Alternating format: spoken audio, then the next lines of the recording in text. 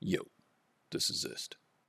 Today we are looking at UE5 Mass Simple C++ example. This is a simple top-down third-person game where the player can move the pawn around a small area by clicking the mouse on the terrain. Ephemeral wisps will follow the player pawn around. This little Niagara system will spawn. Trees are born, they grow larger over time, and they die of old age.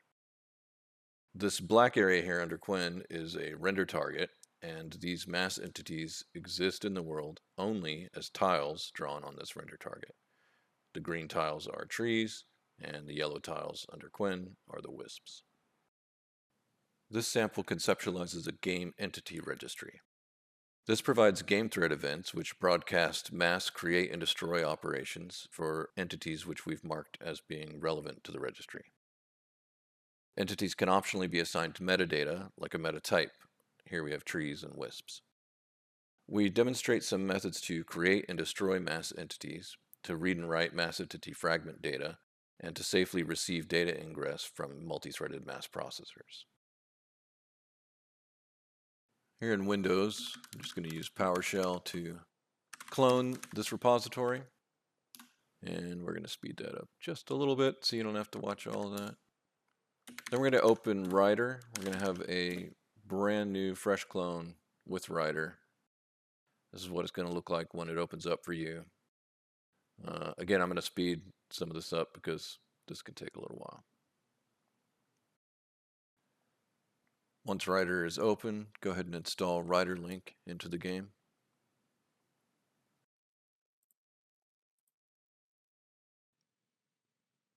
Once Writer is all set up and ready to go, you'll probably be looking at the README file here. Make sure that you're in the preview mode and not in the source mode. With the preview mode, if you zoom in a little bit, I'll do this to make it easier to see on the phone. You can read through this stuff. I encourage you to do so.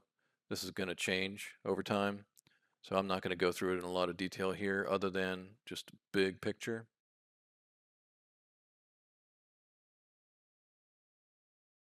The entity registry is something that you might add to your game to keep track of specific entities that you need to be aware of for whatever reason. There's not a lot to this other than what it's doing is it's anticipating that you're going to be creating entities from any game thread on random threads at random times during the tick. And so it is pulling in data from many different threads and making those events then all available on the game thread. It's made up of a subsystem. You can take a look at the code here. We'll blow this up a little bit too. I'm not going to go through this code right now. I may do a follow-up video and do a deep dive on the code. Let me know if you'd be interested in that.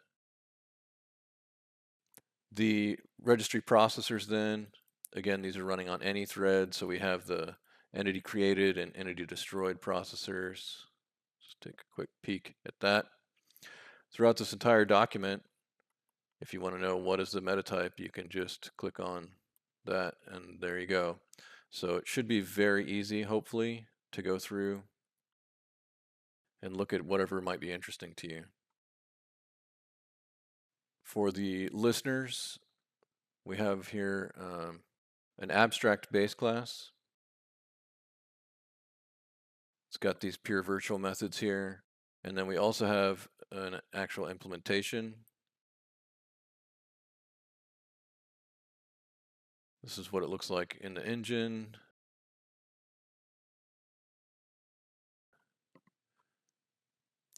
We have a couple of entity builders. I will pull this one up just to see. Here we're using mass F entity builder, and the main function that you're interested in is this one, the setup entity builder. This does everything that's needed to create whatever entity this thing is building, which is the tree in this case. Oh no, this is the component. This is the wisp spawning here, and the tree is this one. So these look similar, but we choose random location here, and then we do the the builder set up here.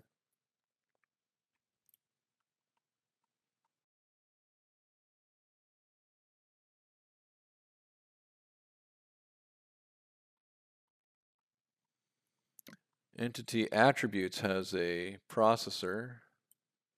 So this processor is what kills things when they are old, unless they are immortal. And the representation subsystem.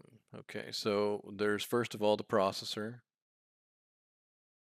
And this is basically just funneling data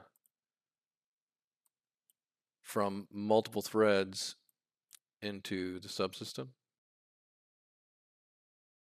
And then the subsystem itself, if I can find it, yeah, here, is drawing. Clears render target, begin draw a whole bunch of tiles, commit to render target. It's really important in your game to understand what's happening during the tick. I've made this tick map here, which is fairly small right now, but it's definitely going to increase a little bit as I add a couple of more examples here. Currently we have the entity created and entity destroyed observers. Those happen on any phase, on any thread. We have future gameplay logic that's going to go in pre-physics. That's where most things tend to go. Our representation processor currently is working on the post-physics processing phase, and this is parallel.